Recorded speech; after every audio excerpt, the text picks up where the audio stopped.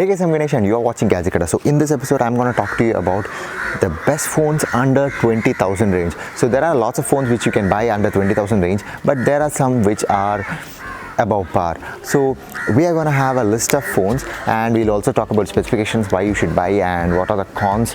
So yeah, it's been some time I have not put any videos, so sorry for that first of all. And I was on a trip, so I'll just give you a small glimpse of what it was, and probably I'll even create much more videos regarding that. Anyways, let's just start into the video and let's see.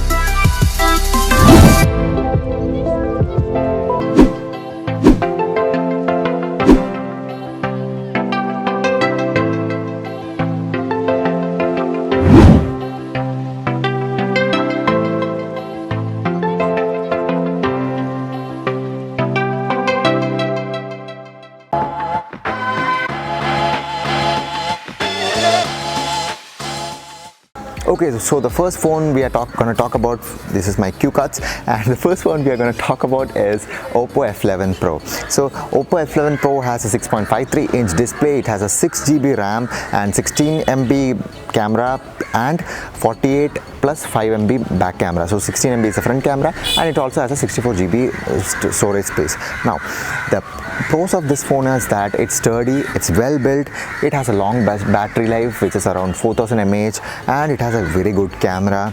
So, and also it is one of the phones which started with the pop-up camera. So it came up that the pop-up camera came in Oppo F11 Pro only. So that is the one thing, but now almost all phones have that, but still. So then the cons we have to talk about, it does not have a 4K recording and it uses micro USB. It is not using type C USB port. So those are the cons, but other than that everything is good. And the price as of now, the price is 15,000. So you can get Oppo F11 Pro as low as 15,000 in price. So that's it, that's about the first phone. Let's go to the next one, which is Samsung M30s. So the Samsung M30 has a 6.4-inch display and 16MP and a triple camera on the back. So 16MP is a selfie camera, and on the back side you get a 48 plus 5 plus 8, a triple camera, and it has 4GB RAM. So the RAM is not that much, but then it has a 64GB memory, and the battery backup is 6000 mAh, which is huge, which is pretty huge compared to the other phones in this range. Now it has an AMOLED display, so which is really good con, which is a really good pro, not a con, and it is really good thing that it has a very good AMOLED display. Now sorry for the disturbances if you are hearing anything, sorry for that. Anyways, so next is it has a very good performance, and also the Samsung's processor is Exynos 9611, which is on par with the Snapdragon processors, and it's very good. So the camera is really good, it has a good camera performance as well. So the only con for the Samsung M30s is that the camera focus is pretty slow. It has an autofocus and it's a really slow to focus into subjects. So that is a con. So you cannot take a camera out and just click any pictures like that.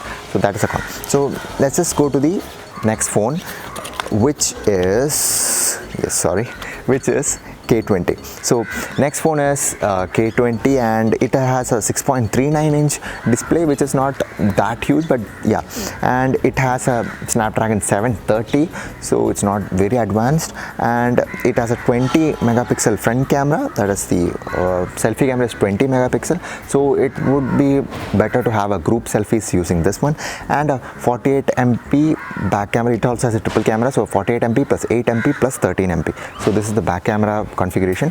It has 6GB RAM, so RAM is pretty good, and a 64GB storage capacity. It also has 4000 mAh battery, so battery life is good, the performance is really smooth, and the design is really good. So the pros are that the camera performance in low light is not that good, and it's very slippery compared to the other phones in this range, and it has the front cam pop-up is also has a pop-up camera which is slow compared to others, so it pops up a little bit slower than the other phones. So that's about K20, and you can get K20 as of now in 20k, so the price is 20k. So I'm not sure if there is any discount, but usually you may get discounts with other credit cards or debit cards, things like that. So yeah. Next on our list is Realme XT. So Realme XT is a 6.4 inch display, and it has a Snapdragon 712. So it's not a very good Snapdragon, but still its performance is good. And it has 16MP front camera and 64 plus 8 plus 2 plus 2. So it is 4 cameras, and it has an 8GB RAM. So RAM is good, and a 128GB storage. So that is also pretty good. And then the battery backup is 4000 mAh. So let's say about the pros. The pros is that it is a very good build, a sturdy build. The camera is very good. The performance of the phone is really good, and the battery life is good, and it has quick charging as well. So these are really good pros. And let's talk about the cons. So the camera app is not that advanced. It actually even lacks some basic features which we want in our camera app.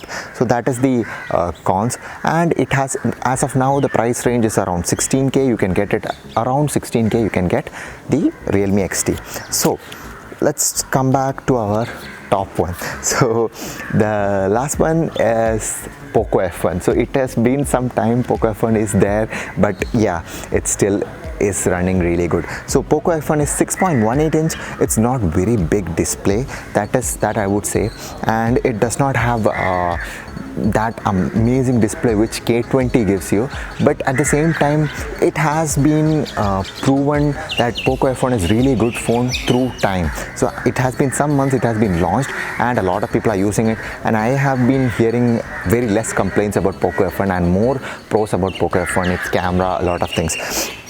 So it uses Snapdragon 845, which is at par, and it has a front camera of 20 megapixels, and back camera is only dual cam, but 12 megapixel plus 5 megapixel, which actually does the work. You don't need a triple camera or 4 cameras to create a great image.